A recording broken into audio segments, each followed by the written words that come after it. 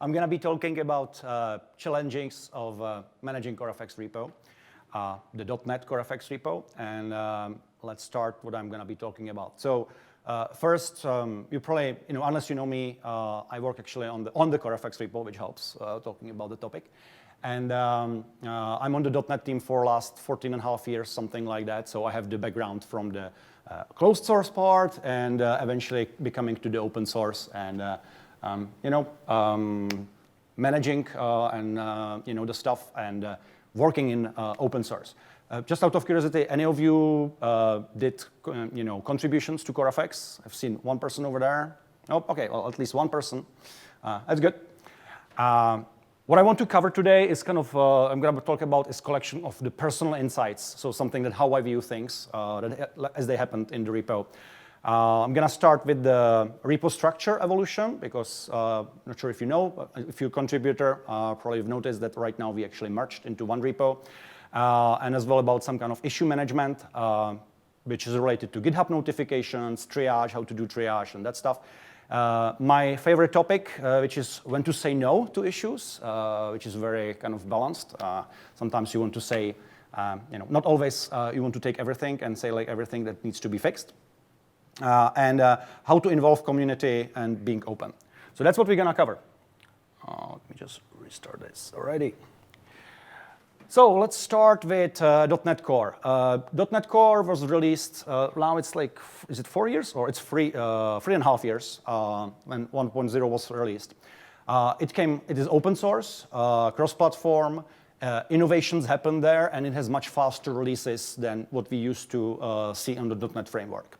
The faster releases are basically 1 year cadence, roughly. Well, actually, roughly. We promised since .NET 5 that every year there's going to be major release. But the key thing is actually we can turn around servicing, bug fixes, security fixes, and those stuff in 1 month, which is, compared to the .NET framework, very good agility that we didn't see before. We were not, the .NET Core was not the first part ever open source by Microsoft, but we were basically one of the first serious larger projects which went open source. The one before was actually Roslyn, and quite successful one, I think. It came 2 years before the Core CLR and CoreFX. The part that was open source in CoreFX, CoreFX and Core CLR was roughly by end of 2014. So it took us 1.5 years since open sourcing to finish the 1.0 version and release it. So that's just a little bit background. And if you don't know .NET Core, that's basically the future of .NET. So that's what we're promising to people. If you want to see innovation, if you want to see cool stuff and new stuff, that's where you should be.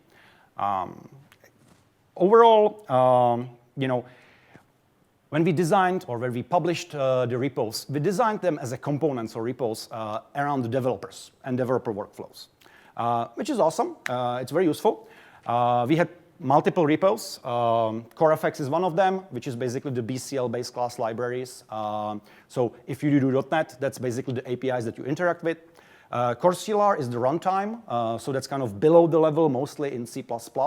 Think about GC, JIT, type system, assembly loader, these type of things.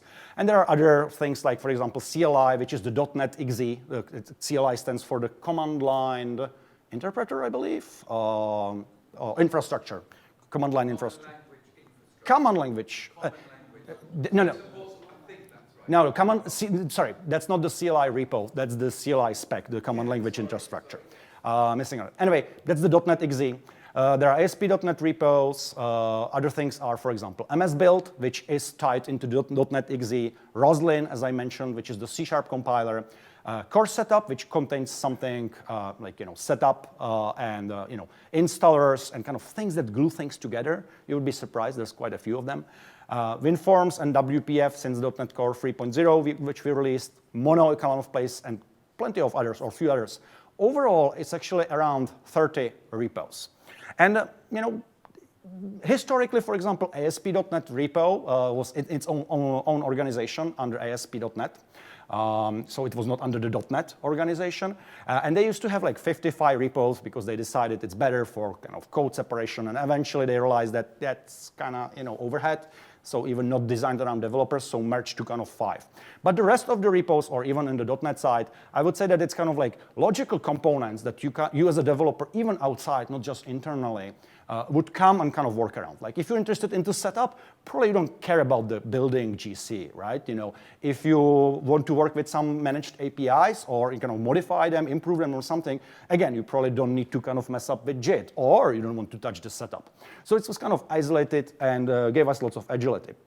Now, What you listed, is it individual repos or it's categories of repos? These are individual repos names. There's probably 3. I called out one. There's one main, as far as I know. There's a couple of more ASP.NET repos, as far as I know. I'm not going to talk about the ASP.NET repos that much because I am not part of. I didn't mess up with that enough to kind of confidently say what exactly works there and what not. But they kind of recently went into merge into, I think, like down to either the 5 or 3 repos only. And there's only one kind of which is main, and then kind of extension and kind of things a little bit on the side.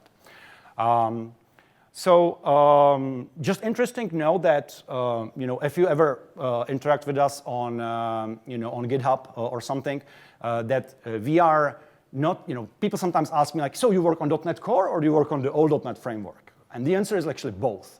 So our ownership is separated by technology stacks, not the products. So if we, for example, my team owns networking, we own it across all the products, which means .NET Core, .NET Framework, .NET Native, which is pretty good that kind of you don't kind of shove off the old stuff or something that is not innovated to somebody else, that the products don't diverge, that they don't kind of run off in different directions. And you have like people basically caring about similar things and leveraging their knowledge and insights across the products, which is good. However, obviously, the only thing that we track actually on GitHub and in the public is, is the .NET Core, because the open source stuff, we don't track bugs on GitHub. So just FYI. So what could go wrong with this setup? Like 30 repos, right? That's pretty beautiful, isolated, logical. It's actually nice, built in 5 minutes and mostly and whatnot. The thing that actually went wrong, and right now we're fixing that, as I'm going to say, is we have very complex repo dependencies and repo flow. So there was a blog post on .NET Block. I don't have to read all the details, but somewhere in the middle here is hidden Core CLR and I think even CoreFX. And all these lines are either per build dependency updates, or some of them are paid daily, some of them are weekly. It's a mess. The bottom line is that if you do in the kind of lower level repos, which is actually Core CLR, that's the kind of JIT, GC, and kind of all the guts, that doesn't depend on much else. If you make a change there to propagate it through this so that we can eventually, I think in Core SDK, that's where we ship from, that the whole product is packaged and everything, it takes 50 commits across all the other repos to actually produce that build. It takes 8 to 12 hours. It's nightmare. It's actually, that's one of the problems. The other problems, if you look at this, now imagine you being a, open source contributor, somebody who wants to kind of mingle and play with that and build .NET. Like, it's extremely hard. I don't think that anyone pulled it off except Red Hat because they had to and wanted to, kind of corporates. But if it would be one of you kind of on your own, putting that together, figuring out what has to go for there, it is just nightmare. The other interesting thing is that right now, this is a graph, and there are no cycles, but there used to be. It kind of worked. I don't know exactly why were the reasons, but there were, sometimes it just happens. Either inside one repo, that it depends on itself, or between a couple of things that kind of send things over. And it's actually a non-trivial effort even to make sure that somebody accidentally doesn't introduce a new dependency. You basically need to have a set of people really tying this is the dependency graph, don't touch it. So this is one of the problems, and the key thing and key problem that actually we found out was the product build turnaround. So beside the fact that it took up to 12 hours to build, or it still takes, we had, during shipping various versions, actually, we had point in times where it took, we didn't have a good build for a week or two. Because once you kind of, once something goes wrong and it's, if you have to kind of per basically one change, you have to do 50 builds, 50 commits elsewhere. Imagine fragile infrastructure, some test failures before you kind of can commit it to next one. Something failed, before we restore it, it's just rather easier to kind of throw it away and for another one. And it took us like, up to 1 week to kind of get one good build. That's not an engineering system and place that where you want to be, right? That's extremely difficult to work on. What other things that actually were very difficult are the cross-repo changes. So some of the changes needed both things, for example, in Core CLR and CoreFX, so that you do something with, for example, in runtime, maybe in GC, and then you expose the APIs in CoreFX, in the BCL, or sharing code across Core CLR, CoreFX, because part of the BCL, even though it should in theory live in CoreFX, it's extremely tied to the runtime. Think string, think some of the I/O and that stuff. That needs to be kind of shared or actually living more rather closely inside the Core CLR repo, yet be public API exposed from CoreFX. Or we have code sharing between ASP.NET and CoreFX, where we have, for example, networking part. We have code around HTTP2 in networking, and now actually Quick and HTTP3, which is actually applicable in both places. All those things, the more repo you have, it's kind of more nightmarish. You need to have some bots keeping things in things. Obviously, things go wrong. There have to be somebody clicking merge, manual merge or something when there are conflicts and stuff. Not fun at all. The other problems and challenges this kind of scheme has is even community. If there's 30 places to file bugs, which one do you pick? How do you know what lives there? So the good news is that we have the .NET/Core, which is kind of the catch-all repo for people who don't know. But oftentimes we have to kind of file it elsewhere. And as I said, until recently, actually ASP.NET was in its own GitHub org, which unfortunately, the awesome feature of moving issues around between GitHub repos doesn't work across organizations. So as of November, I believe, or maybe a few weeks ago, ASP.NET moved to the .NET repo, and those things have been kind of simplified for us, and we can easily move things there and back. Just not to say that the 30 repos is bad only, there were some advantages, like the fact that you have these isolated things that kind of have to pass their own tests and there are logical units, that prevents you from breaking actually the master build, right? If you break something, it's not gonna get farther away. It's not gonna run away with you, which has the downside of then sometimes taking too long to propagate changes. We have fast cloning because the repos are smaller. You don't have a big thingy. And builds are under 5 minutes. Awesome for developer productivity. If you want to do the inner loop, beautiful. Inner loop overall, even the tests that you run, you don't have to run subset. You just run everything in the repo perfectly. So these are all the advantages which were for the dev workflow. Unfortunately, we found out that this is not where we can live for too long because our ability to actually build the stuff as a product was impacted, and we needed to change a change. So why can't you break master now? Why cannot we? You said advantage in preventing broken master. So if you have larger repo and you check it into master, there's kind of higher chance that you can break it or something. If you have isolated components that test themselves before they flow somewhere, you can have outer loop and whatever other set of tests. You have kind of better test coverage on that stuff. That was actually the state in the closed sourced repos. We have that, like in TFS especially, that we didn't have so many branches. Then you checked in something large, it usually broke things and that stuff. So, it's pros and cons, but if that makes sense. All right, let's move on. So what did we do? We created or decided to merge few key repos, at least right now, and overall, over time actually more, into more. So .NET Runtime, or into simplified things. So .NET Runtime is going to be the repo, or is the repo, where we have CoreFX, Core CLR, and Core Setup. So especially these three. That's closest to what I work with. That's what I'm going to mention. But as far as I know, there are plans or things under the way that actually merge more. And that's going to help, code moved actually in November and December. So it's quite recently. And it's going to help us to alleviate some of the problems that I've talked about, like code sharing, fast, working across that, and it's going to bring downsides. And hopefully, it's going to allow us, or we know that it's going to allow us to, produce the builds of the product a little bit better. The issues are interestingly now in the, on their way.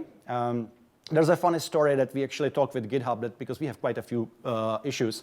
Hey, GitHub, can you help us like move the issues? Because if we move it manually, you have to reapply the same labels. We could maybe tool it, but at the end of the day, we assume that behind the GitHub there's some database, so just like move the stuff.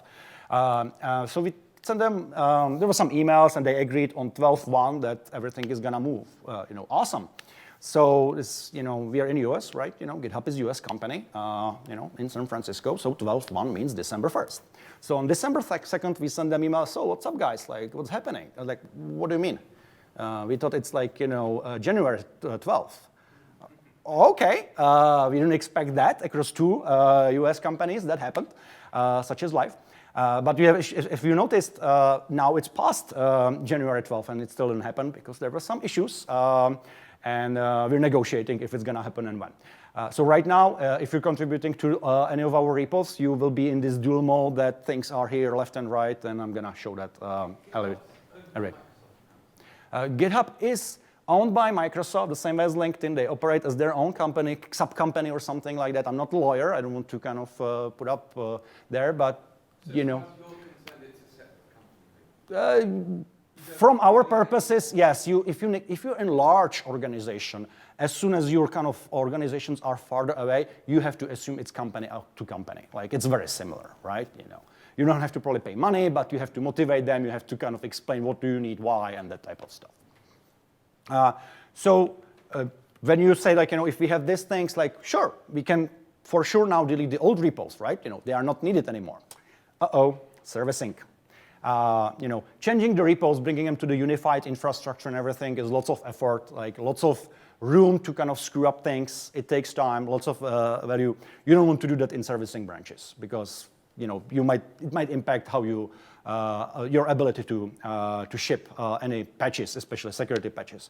So for the free older versions or older, like not master, not .NET 5 we're working on right now, we're gonna have to maintain them, and the last one at least for 2 years or something like that. So that's gonna be fun. So it's gonna live around, marked with like don't touch it, it's gone, but still there.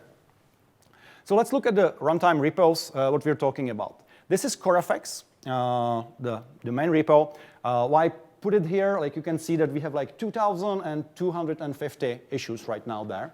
The other interesting thing is that overall we had 15,500 closed. Core CLR, similar number, 2,000 open issues. Core setup, just 200. Good, that's a simple repo, small repo. And the runtime already is picking up speed as we kind of navigate people, file issues over there, and we actually have to move some of them manually, which is now like 780, so almost 1,000. If you're good at math, you will notice there's 5,000 open issues overall. So when all the issues will be moved, it's going to be 5,000. This talk I created, when we had only the CoreFX issue, so we were at the like 2,000 and half, 2,500 issues, and we already had problems with the .NET runtime. The problems will be twofold, which is kind of interesting. And it's interesting as well to look at the traffic. If you look at the traffic, as in like how many issues open and closed there were, it's actually, overall it's 30,000 issues and 51,000 PRs over the 5 years of existence in open source. To put that in perspective, incoming monthly, it's roughly 700 issues and 900 PRs. That's what we're dealing with in these repos. The notifications that GitHub sends you, there's actually 600 of them per day. That's my estimate, and that's just for the CoreFX repo. So in the .NET runtime, it's going to be probably around 1,000. That would be my guess. How do you live in a world like that? Like, Microsoft is used to emails, but it doesn't matter if you look at the GitHub UI or emails. Like 1,000 notifications read every day to figure out, do I care about this or not? Context switch and that stuff. It's a lot. And in the olden days, before actually quite recently, we had the concept of collaborators. That was when somebody kind of contributed. We wanted to be able to assign them things, kind of, express that that person is working on that. We had to make the people collaborators. As soon as it happened, they were automatically subscribed to all the notifications from the repos. And this is one of the tweet replies, like, from actually Ben Adams from the community. When you added me as a collaborator, it auto-subscribed me to the repo. And I think my server thought that we were being DOSed, because that's the amount of emails or crap that you're going to get automatically. It's not manageable. Like, that's not an environment that engineers can do work properly, or even our community, right? So community has an interesting solution. There are 2 or a couple of more even Twitter feeds that tweet every new issue and every new PR. And people just look at kind of the title, decide if they want to follow up more or not. Kind of good solution, unfortunately not something that we as engineers on the repos themselves can use, because we need to as well get a notification around who replies on stuff. So how do we solve this? Solution is kind of simple from the perspective not that unique from other places. You separate or slice your repo in some areas, right? CoreFX, BCL, there's gazillion of things. There's I/O, there's networking, there's link, there's regular expression, there's many other parts. And you can basically think like, if you're doing I/O, do you need to be notified about everything that's happening in networking? Probably not. So what you want is really kind of, have owners or areas sliced that only some people will monitor that particular part. So we have roughly 60 areas, in CoreFX, which is divided by namespace, which is cool. Each namespace has up to like roughly 200 issues, which is above the level, which is manageable, that you can keep in your head and still think about what the heck should I do in my area? What's the priority and that stuff? If it goes above 200, it's getting challenging even more. CoreCLR has areas by component. So for example, JIT, GC type system, which interestingly, JIT has like 770 issues. So I'm not sure how they're dealing with that. They're pulling some black magic. I tried to actually, for a while, to subscribe to everything in the repo. I couldn't handle it for more than a week. All I was doing was reading that and context switching, not useful. On one hand, it's great to have these areas. And you could do like very small areas. But there's a problem that GitHub doesn't know how to do OR. An OR syntax between like, hey, give me this area or that area. For example, networking. I know networking, which has now 4 logical sub-areas, which is HTTP, security, sockets, and catch all, whatever else. If I want to look at issues in that, I have to basically open 4 tabs or like look at 4 pages. There's no way to say like, give me issues from these 4, via OR query, which kind of sucks. And that's one of the reasons why we kind of recommending, or I'm at least recommending to people to kind of stay somewhere in the 20, at least 20, up to 100 or maybe 200 issues. 200 is a little bit extreme. And the lower bar, the 20, is there exactly for if you kind of break it down into very small sub-areas, you're not going to be able to manage or even understand what you're looking at, what you should look at. You're going to be looking at 20 windows or something. The thing that kind of breaks down with that are the notifications. So ideally, you would like to be able to subscribe to notifications per feature, per area label. Like you come to to a label on GitHub and you say like, I want notifications just for that. Ignore the rest of the repo just for this. Awesome feature. We're talking with GitHub for the last 3 years. Maybe one day it will come, but it didn't. So in the meantime, we created a manually temporary tooling, which I created 3 years ago. This is how it looks like. The colors are a little bit bad, but doesn't matter. Which basically sends emails, hey, something new is in your query, or something went out of your query. Email, it's okay. It was supposed to be there for 1 year or maybe half a year before something better comes, and yeah, it's still alive. I mean, half alive, maintained. But there's good news. Next week actually I have finally meetings, and we're gonna do some serious, hopefully some serious investment in this tooling to actually enable even our engineers and community to be able to be notified and be able to watch only part of the repo and not just the whole thing, because it's just madness. The interesting thing as well, it's like you could say like, hey, why don't you just every day open the query of your label and you're done, right? Well, that kind of works for, well, it doesn't work for the for the replies. You could maybe sort it by modified or things, something like that. It would kind of miss out some of the things that, hey, something went out of your query. So if somebody changes the label because decides, hey, this is not networking, this is IO or whatever, right? You as an owner would like to probably be notified or know that it is. So it's more than just kind of seeing the list. It's about as well, getting some notifications, which GitHub doesn't support today. So about the repo management, larger thing, we have roughly, I estimate that in the .NET runtime, we will have roughly 100, active Microsoft engineers, which is quite sizable sizable number.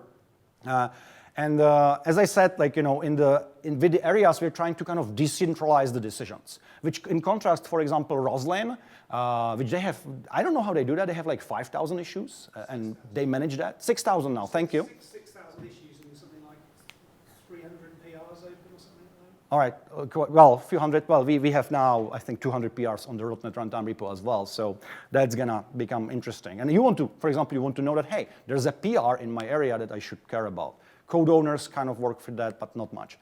So the decentralized decision, we want to kind of empower developers, take care of this, make the decisions. You don't have to, know everything and everyone and everything, or you don't have like a couple of managers or PMs kind of just, deciding everything, and then everyone feels like a robot just following the orders. Like, giving power actually to developers is something I believe in. But as well, you want to have some consistency across the kind of areas that kind of they treat with similar thing. So one or some of the kind of pain points or interesting challenges that I didn't anticipate are around, for example, label management. Number of labels. I'm not sure if you browsed into some kind of other repos. Probably if you do, you sometimes see that there's like 7, 8, or 10 labels on the issue. And I always feel that I'm going to get a seizure right on the spot. It's just like, incredible amount. And it's not quite helping to understand, helping people outside or even yourself understand what's going on. So what you want is actually limit who can add new labels, because developers are creative, creatures. They, when they see like, oh, I could use this label, like it means this thingy, and they forgot to put there the description. So if you find out you don't know, or they don't discover that there was actually something similar already, you would like to, that's what I found out, that I would like to really love to limit the number of people who can edit or add new labels. Unfortunately, that's not. Another interesting thing are actually colors. Colors are great help. Sorry, colorblind people, but at least for the people who can recognize colors, we would like to have, use that as a secondary way how to easily monitor or, see what to pay attention to what not. For example, having our labels, area labels, having the same label, having the same color. Or same, I don't know, issue type, having the same color. Kind of makes sense. Interestingly, what we found out along the way that actually, looking at the contrast of colors is as well important as well for people who don't recognize colors, exactly and perfectly. So accessibility kind of comes to mind here. And another thing that I'm kind of battling over time is, what to optimize the labels for. There's kind of like these different trends. Like one, you could optimize it for the internal process. By that, think about servicing releases and that stuff, right? Dev workflow, which means have it like centric for the developers, they can do their job, or for the community, so the community looks at the stuff, they can deal with that, they understand, they know what it is. Some of the examples are, for example, triage label, which is like, what does it mean? It can mean many things. I'm going to cover that later. Servicing approvals, approved, submitted, whatnot. Does community care about that? No. Do you need it for the internal process? A little bit, yes. So it's kind of a mixture of those things. Another thing that actually I'm kind of very passionate about is milestones. From the internal perspective, process perspective, and maybe a little bit even community, you want to know which milestone, especially servicing milestone, the bug was fixed. Like, should I install 2.1.5 or 2.1.6? Like, which version, carries my thing? Ideally, install the latest, and everything is fine. But anyway, the observation is that when developers come to play and they don't do servicing on daily basis, which they don't do, if you have a good product, there's here and there each developer, especially with 100 developers, maybe you have 1 or 2 servicing releases where you involved yourself per year. You don't fully understand which version is exactly the one that's in flight or the next one and when is it going to land. So all you care is servicing. That's basically what it matters. So what I'm kind of trying to fight the battle sometimes is to not have have the milestones with the exact 2.1, 2.5, but not have them in the face of developers because it's just gonna confuse them, they don't understand them. Which means that we create labels, we create milestones for them and immediately close them. It disappears from the GitHub UI, everyone is happy. But it's interesting tension of like what you optimize for. And the triage is another large, interesting part that kind of wraps people and exactly, what it means. What's a triage? Originally, it was, was from medical triage. When you come, you assess the patient, like, is it something that we have to take on right away? Is it like, life-threatening, or is it just like broken finger? Maybe you can wait even 1 hour and we can take higher higher priority cases at that moment. Same things happens in our industry in, in bugs, PRs, and everything. However, triage can mean many things. It can be triage into that you look at it and say like, so which area is it, right? Is it I/O? Is it networking? Just high level, right? It's a 5 seconds, 10 seconds maybe decision. Interestingly, we have actually a great helper on that. We have a machine learning bot that we trained on our existing data, and that's able to mark correctly labels by roughly 80–70% of issues. So that's a great help. I'm not a huge believer in machine learning, but this categorization apparently worked like a charm, so awesome. But that's not usually what people mean by triage. That's kind of the lightweight. The next level of triage might be, hey, do we understand what it's talking about? Like, is it question? Is it a bug filing? Or is it just like, enhancement? Is it new API? Like what it is? And what does it mean? The next level of triage might be like, hey, did you verify? If it's a bug report, did you verify that it's correct? That there's not environment issues that you rule out? Did you actually verify that it's a valid bug? And the deeper kind of triage you could understand is like, do we know how to fix it? Do we know how to address the feedback, the issue? And different people, different developers, different roles, like managers versus PMs versus developers, will think about triage different way. And there's actually another one is like, which release are we going to address this? Right? Is it future? Is it next release? The one after? Is it servicing? That's usually the most important decision. But for that, usually you need to know at least some of that. So that's it has various depth, and with that comes as well, like, when to close issues. So usually when you do the triage, eventually, during the time, like, you as well close issues, and hopefully you close issues. And when to close them in general. Like, you could, naively, people say, and, would say, is that, if Microsoft, because, Microsoft is mostly behind the .NET repos, doesn't have plans to fix this, like, close it. But it's kind of not nice, right, to community, right? Why would we close issues? So we actually changed that, or we didn't even apply that, but when we thought about like how to express our philosophy behind that is actually by asking ourselves the key question in the triage. It's like, would I, as an owner, accept PR from community with a fix for this? That's the only decision, right? It doesn't say like, do I have time? Like, if it's some, corner case thing that I know I'm not gonna be able to fix for 5 years, if I would take contribution from community, there is no reason to close it. However, if I know that I would not take the PR, and we're going to look at some of those examples later on, then it's actually a good decision to close, right? Because why is it there? It's just clutter. So let's actually look at, the developers. Another observation with the closing is that's basically saying no. And if developers hate something, or if I learned about developers hating something, it's saying no. From various reasons. Sometimes the kind of answer is like, yeah, I will get back to it later. Like, I need to kind of clarify my thoughts and whatnot. Or I have to think about it later on. And the thing is that as a result, the issues just pile up, right? If you have 5,000 of them, you can say like, does it matter if I have 5 or 10,000? I would argue that the less you have, like the cleanest slate you have, the better. And that's why we it kind of helps you with prioritization, it helps you with planning your work, and as well it makes the developers more happy. Like, if you have in front of this like long list of things and you don't know even which of them are valid or which of them you should look at, like, it's daunting. It's kind of not really encouraging you to work on that heavily. Obviously, if you don't respond or if you don't close issues, Community eventually will notice that, hey, you didn't touch this issue in a year. What the heck happened? Yeah, we had to think about it more, and we forgot, right? Not good response to community. So the thing that actually we learn and we're pushing through is to have kind of per release retriage. Release are yearly, so roughly once per year. We want to make sure that beside the incoming triage, obviously, go and look at the rest, clean up and sweep.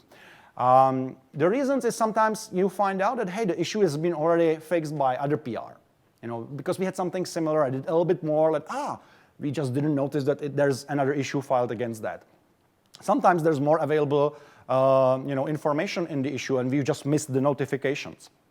Sometimes there's just no response. You ask for more details or something, there's no response. Are you going to sit on that? No, just go and close that. And sometimes there's actually another reason is that sometimes there's low interest. Because you will find out that somebody filed that, oh, this is this corner case bug, very important for me. Great, you're in last 2 or 3 years, you're the only person who cared. We told you we're gonna take contribution. 3 years, nothing happened. I think it's about time to close it, right? I would say that even 1 year is enough. Obviously, if it's kind of thing that's corner case, that we would, as Microsoft, not fix. If it's something important and whatnot, or has higher interest, then you don't want to close it. But these are things actually we go focusing on. And we just went through our after 3.0, 3.1 retriage. Interestingly, in networking, which is actually owned by my team, and when I think that stayed really on top of triage and everything, we were able to actually get rid of 100 issues out of 400, which was even surprising to me. I didn't expect such high closure rate. And I believe that except 1 or 2 issues, we get no pushback from community on the closures, even if there were sometimes, I call it a little bit more aggressive in the sense that, I had to force developers and myself to think like, am I gonna seriously should we keep it around, add the clutter, make our lives more miserable, or is it something worth carrying, around and having it in the sites? In System.io, we get, which is kind of now in progress, we're halfway done. And we had actually even better success, like 50% closing rate, or success, again, depends how you define success. But from the engineering perspective, from the team perspective, and as well from honesty to community, right? To communicate, do we plan to fix it, or would we take PR? Here are the results. It's good to kind of from time to time to go through that stuff. So when do we say no? The key thing that I found and practice is actually, the question is what's the value versus what's the complexity? And one thing that people often don't realize that code maintainability is a thing. It's important. We had cases where even partner teams like Bing actually wanted, for example, in URI some specific kind of options to keep some kind of compatible behavior from the past, which was buggy, but they depended on them. And when we looked at that, what it would entail to have it in the code base, it would basically make the code base so entangled with these if checks, like if it this thing, do something else, that it would limit our ability to actually innovate. So that was the right time to say, we understand, you're the only ones in the world. Sorry, no, go fork the URI, have your own thing, and they do. Because it's worth for them. It's value for them. It's not value for the rest of the world. But those are the type of things that we have to keep in mind. Interestingly, oftentimes it's actually around perf improvements. Somebody says oh, if I change this code to something very complicated, I'm going to save 1 allocation. Is this really on the main code path? Is it going to show up somewhere, this 1 allocation? Yeah, of course, if it's every request of HTTP, maybe we should consider that. But if it's very complex code for some kind of corner case API that only a few people in the world care about, or nobody cares about under perf or heavy load, why would we bother? Why would we take the complexity, make our lives more miserable, maintain that over time? So we don't. Other things when we say no sometimes is actually a little bit surprising, is on new APIs. The new APIs, everyone wants hey, I always write this kind of extension, can you add it to the BCL? So if it's if everyone does that, sure. But if it's just few people, imagine that the API will be there, and the new developers or the majority of developers who are not engaged as contributors or anything, it will be basically clutter for them. It's like yet another API to consider which one to use. And it's not a thing to take lightly, for the new user, how to be productive and everything. The other thing actually we have to ask ourselves, does it belong to BCL? Because some things don't.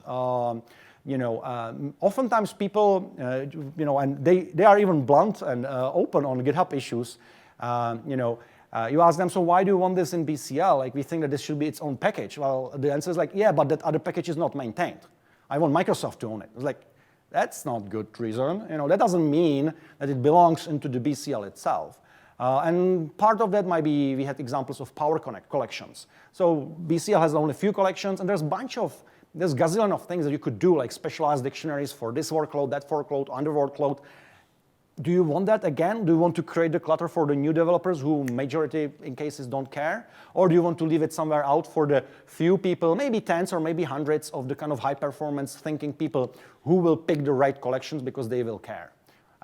Again, it's a balance. There's no right or wrong, but it's something that often or sometimes makes us to say no. And key thing actually in APIs to keep in mind is that once you ship API, you're stuck with it forever. You cannot just next release say I was wrong, let's delete it. No. People depend on it, right? There might be libraries building on top of it. So you cannot delete that. So that's why we take actually APIs, especially, they get lots of scrutiny. They get lots of pokes, like what's the value, what's the complexity, is it gonna bring the value? And even the API process is slow by design. I don't mean years, but at least like weeks and that stuff, it's pretty normal. Other things where we want to say no is obviously like breaking changes. A great example, we have to as well look at the value versus impact. And is the value of the breaking change actually worth the risk that somebody will be hurt? Great example is, for example, null reference versus argument null reference exception. On the old, on the .NET framework, I should not say no, on the .NET framework, full .NET framework, oftentimes from reasons we didn't check for arguments, so we throw by accident null reference exception. And except that it should be null argument null, exception.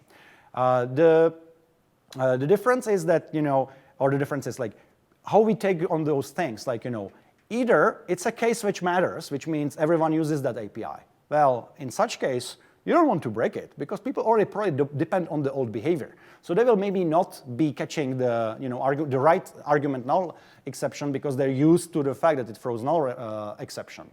So that's not a good reason. And if it's API that is not used at all, why would you bother to change anything? Why does it matter, right?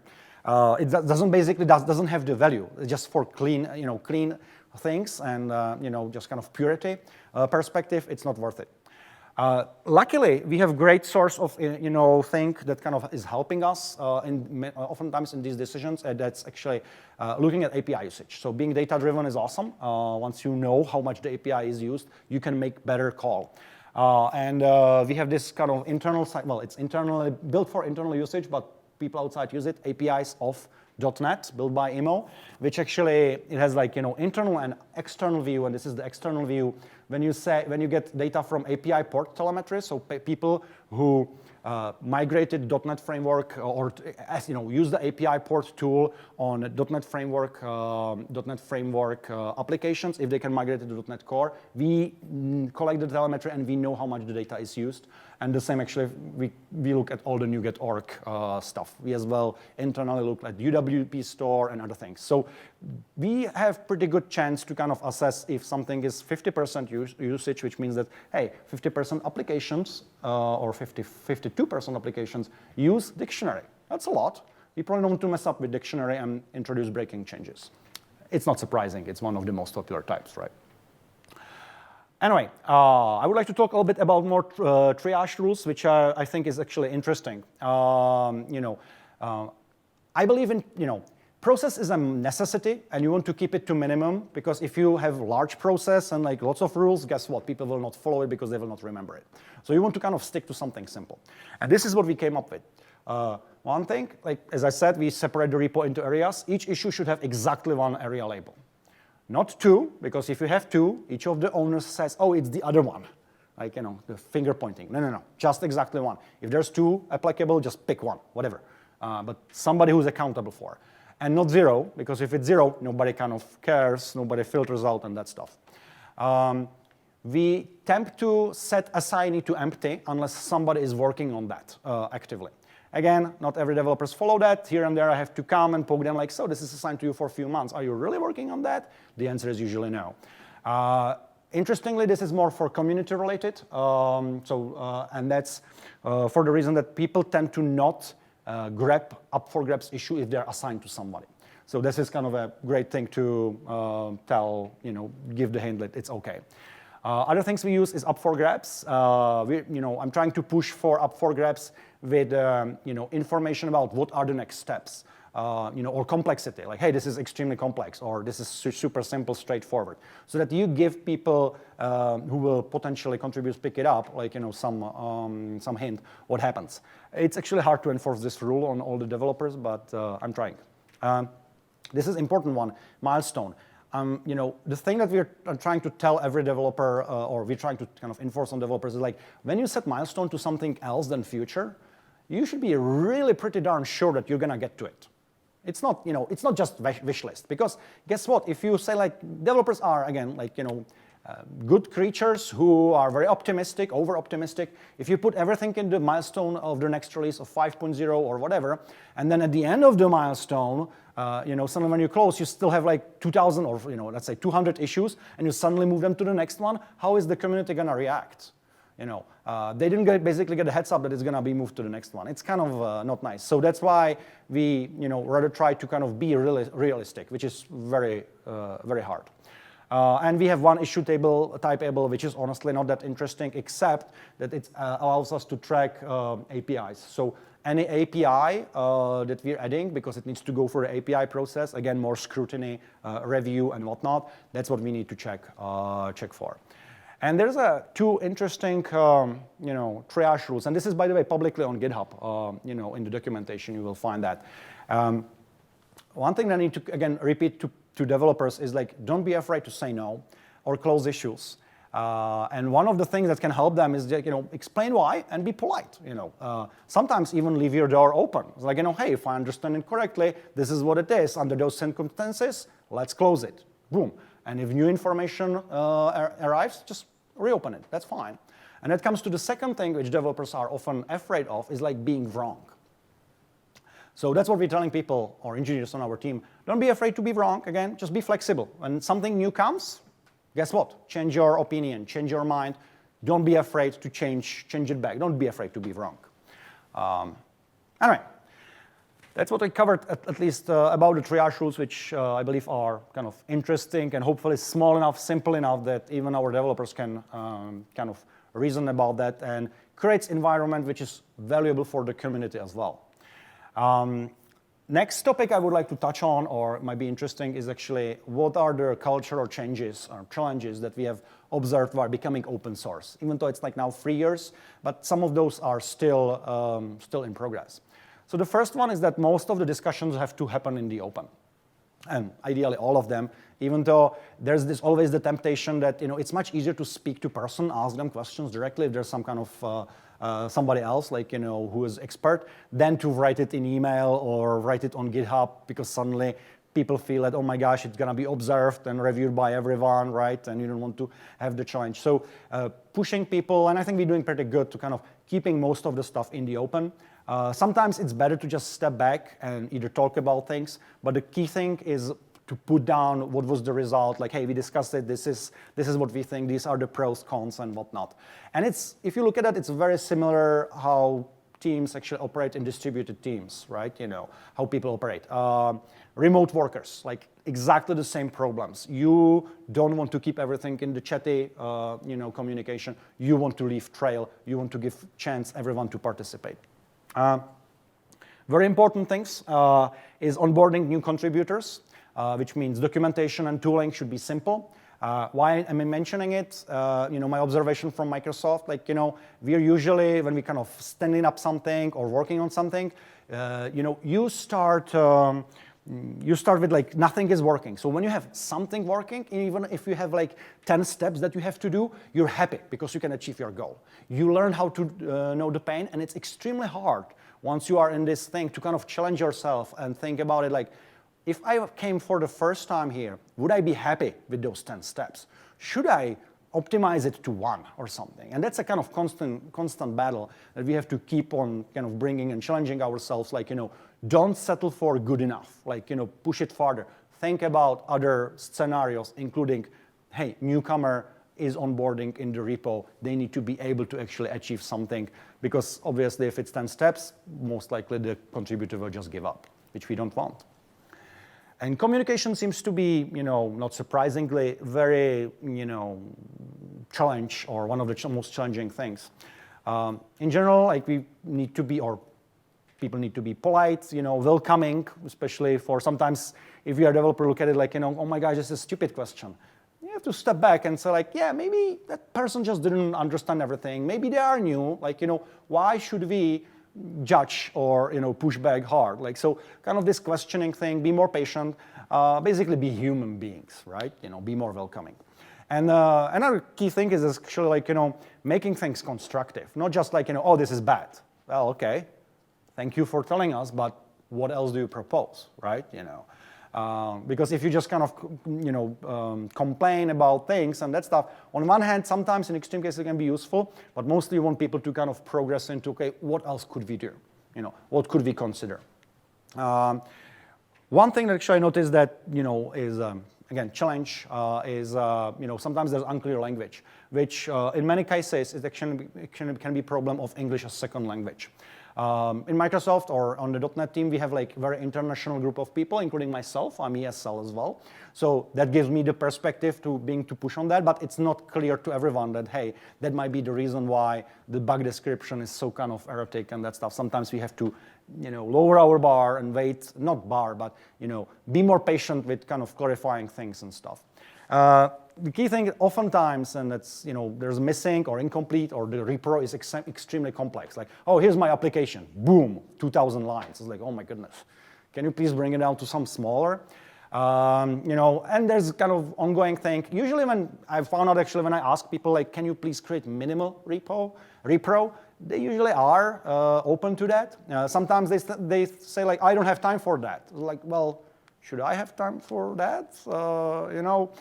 Like obviously, like if half of the world is on the floor because of the bug, I'm gonna make time for that. But if it's one person, how sure I am that it's not actually, the problem is not in the user code, right? Would I waste time with jumping on everything that falls? Every question, it's like, answering every question on Stack Overflow and doing all the background. Like, not many people do that. Maybe John Skeet, but he's exception. Other things actually in communication come often from, from community, or often, sometimes, is actually frustration.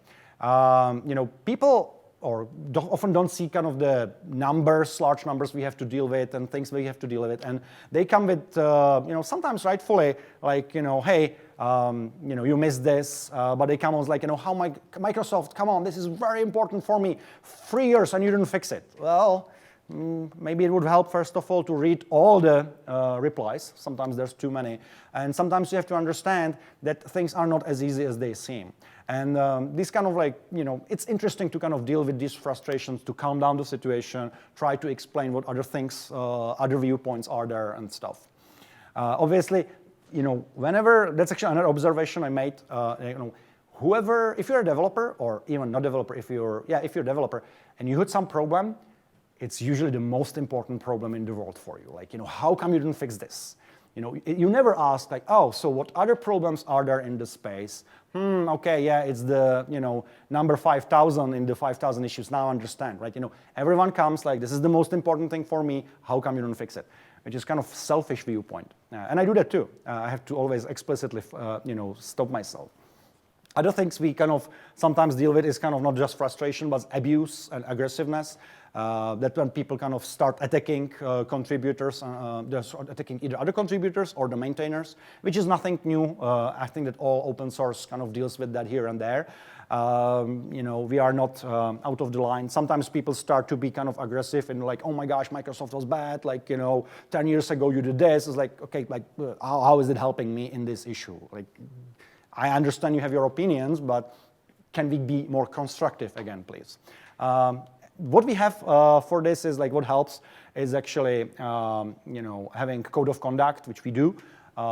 Sometimes enforcing it. Another observation, like even if you let in the open source repos, actually people attack each other, you basically may alienate other contributors. They may come see that like, oh, nobody stood up for them, like I'm out of here, right? It's not comfortable discussion. So sometimes we have to actually jump into things that are not only attacking ourselves. Obviously, if it's attacking ourselves, it's even harder to answer, right? How do you remove yourself from being the company or representative of the company to someone kind of say the things that you should, kind of without the bias.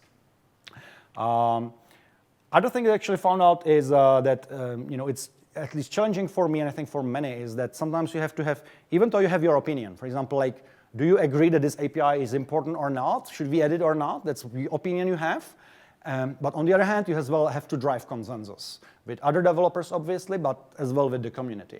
And that's sometimes that people, I've noticed as well that people kind of don't understand that you're kind of balancing both. And like sometimes you're saying, things from, okay, for, this is the next step, this is what we could do, should do, how to decide.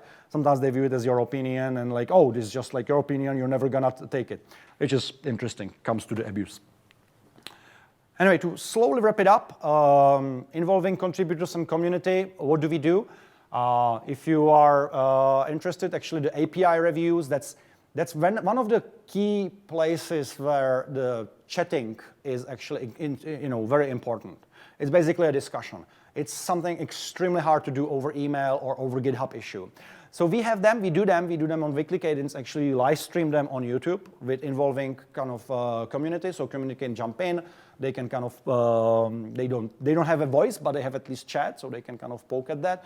And it actually, we have learned that it serves great for people to actually learn how we think about things, how things are done, and helps them actually sometimes in their jobs, which is awesome.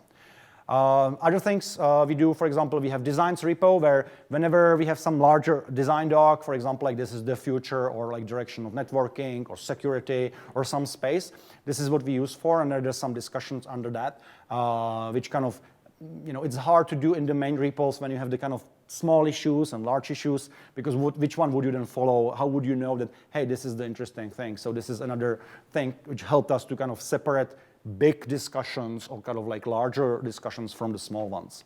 On top of that, what we found very useful, and actually community asked for that, is monthly previews. Because as I said, building our repos is extremely hard. Even the most hardcore developers and contributors don't do that. I'm not surprised. And monthly previews are kind of easy way how to check it, contribute it, or even test like your changes. Put them in your product. And there are actually quite a few, not too many, but quite a few products out there do actually ship on monthly previews. One of them, a little bit surprising to me, is actually Bing.com. So if you do bing.com/version, you will see exactly the version that Bing is running on. And they are even more hardcore. They actually worked on daily builds. They picked up daily builds. Now it's apparently for next, because they need to move from 3.1 to 5.0. It's going to take a little bit longer time.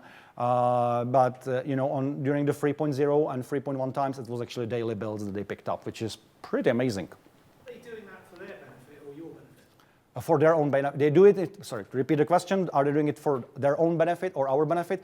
They are doing it for their own benefit.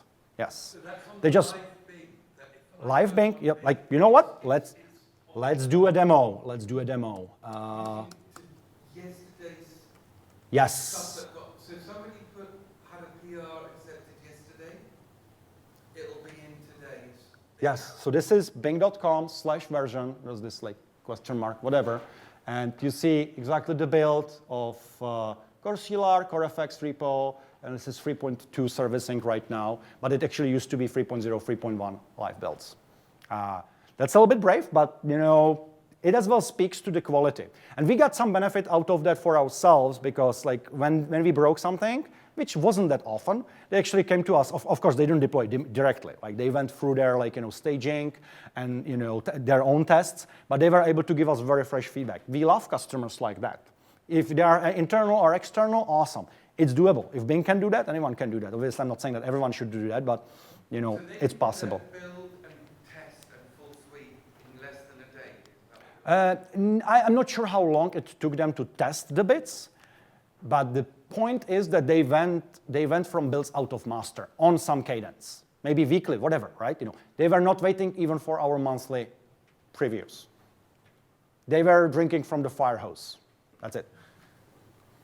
I can't see what on earth they think they get out of that. I mean, I think I'm a nut for running bleeding edge stuff, but Yeah. I would see only downside to that. Yeah. I would see that would be me. They saw, okay, so repeat it for the online audience, like that being on the bleeding edge is like, very nasty and only downsides to that. Like, yes, I am surprised a little bit, but, some people actually view, can get some of the perf benefits right away. In certain cases, it might matter, right? It's a great way how actually validated we did the right job. Like if they ask for some features or something, or if you ask for some feature, you want to see it in production maybe as soon as possible. Most people will wait for the release or at least the monthly preview. Some don't. So we're happy about them. We want more Bings. Another thing actually we do for contributions community is useful is announcements. So we have a repo where we actually post every new release, obviously large release, which is on blog post as well, but including minor servicing releases, so that people can kind of watch the low volume thing, and we kind of lock the issue so there's no discussions and stuff, which is super useful. And it's kind of yet another way how to work around the stuff that, monitoring the repo or watching them is impossible. So here's the kind of like low key or like low volume information that may be needed for specific people. And you might have heard or seen there's the .NET community stand-up, which used to be ASP.NET, was kind of broadened into .NET. Now it's twice a week, Tuesdays and Thursdays apparently, live show, and it's kind of more, it's engaging more from the users of the product and the bleeding edge, features and things. It's not about like, contributors and that stuff, but it's still very useful, very popular and things so that you might consider. Anyway, so just to summarize what we talked about, repo consolidation, we moved to .NET repo, .NET/runtime, and the kind of key thing behind that was ability to build the product is also important. That's what we found out, that it's not only about the developer workflow. We have used the areas in repo where we have distributed responsibility of ownership so that it helps actually developers to focus on part of the repo. They don't have to do the madness and monitor everything. Unfortunately, the GitHub notifications have certain limitations, so it comes at the cost of some tooling around and stuff, but hopefully fixed soon. Triage is another thing that, it's a thing that requires clear guidance to provide some consistency across repo, and, teaching people when to say no is very important, and it's not so obvious. And overall, team culture changes are something that kind of, we went through and have to be conscious about, like docs, communication, and that stuff. So that's what we covered today. Hopefully you enjoyed it. Thank you very much. If you have any questions, we can talk about it later.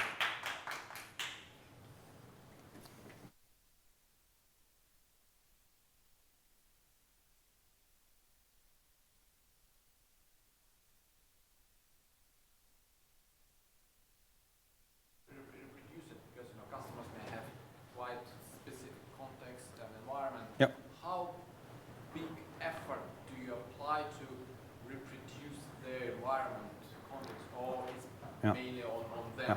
So. Just a second, we're not online anymore, right? Are we online? We're still online, all right. So I'll repeat that question. So how much effort do we take into complicated repro steps in complicated customers' environment? So here's my philosophy. Usually, the first thing when there's something, it's not clear, I ask for, do you have a minimal repro? And when the answer is like, I don't have time for that, okay, bye. Now, obviously, if it's important customer, paying customer, or somebody like that, like you've got to go a little bit above and beyond. But that's kind of the first filter. Like, are the people on the other side actually interested in doing something about that? I understand that sometimes minimal repro is not possible, right? So sometimes they reproduce it in their environment, but then you run it on your machine. yeah, and that might be environmental. You don't want to debug environmental issues unless it's something that's actually affecting your code. You want to be able, ideally, to have something that you can small thing that you take over and run on your machine, and it reproduces thing and you can fix it. So great, that would be best. If that's not possible, the next best thing, like, okay, you have something complicated that you can run in your own environment and it reproduces the issue. If that's not possible, then you try to recreate the environment. In my experience, it's extremely rare that we need to reproduce the customer environment.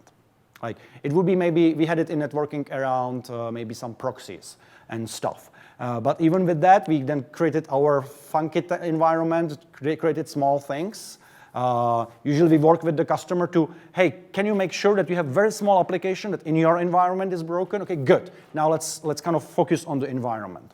But if it's kind of jitbug, it doesn't need an environment. Like, if it fails only in certain environment, maybe because some obfuscator is running, sorry, that's probably bug in the obfuscator. I mean, not going to debug the obfuscators. It's extremely hard, right?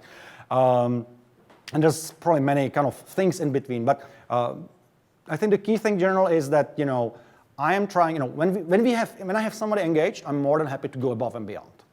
If the attitude is like, oh my gosh, you're Microsoft, it's your problem. It's like, well, you're open source. So if it's important, like obviously, if it's important from various reasons, we're gonna go above and beyond. But if it's kind of one in many, let's wait for more people to hit it. And if more people hit it, like, okay, let's try to recreate the environment because it matters, right? Value versus investment. That's what you're kind of judging all the time. Thank you. Yep. Alrighty, one more question? So as a contributor, if I see a bug, I open a bug ticket, and then I wait a couple of days, and maybe I figure out I can create a PR to fix it. What's the best way to communicate that I'm thinking about fixing the bug this way and not that way? Are you okay with it before I do the work? Okay, so as an external contributor, if you file a bug and you wait a few days and you decide to fix it, what's the best way to communicate your intention how to fix it, right? It's twofold. Like, if you're experienced contributor, usually you already know the flow and you know where are the boundaries, what's likely gonna get through or not. So the interesting part is, like, if you're kind of newbie or like beginning contributor in the specific repo, there are two options. If it's super simple, just pull up a PR and we can have the discussion on PR. Now, if it's more than 1 hour of work, I would maybe say like, hey, this is what or if you're unsure, if you want advice, just ask, like, on the issue. Sometimes you might not get answer right away, so that's why we actually publish the area owners as well, so you can kind of tag them and probe them, like, hey, can you please advise or whatnot. But in general, for example, if it's complex thing, I would advise to kind of check first that your approach is the right one, especially if you're unsure, and eventually you're gonna, if you're repeated collaborator, contributor to the specific repo, usually we'll find like where's the part where you're gonna get pushback, so where it's better to kind of ask up front. Yeah, but we are not, we're not trying to be rigid in the sense that we would everyone, assume first to talk to us about what they were gonna do before they put it up, right? It's kind of common sense. The same thing that you would do for a new team member. Exactly the same thing. You don't want them to waste up too much time, yet you want to be welcoming them, right? So somewhere in between.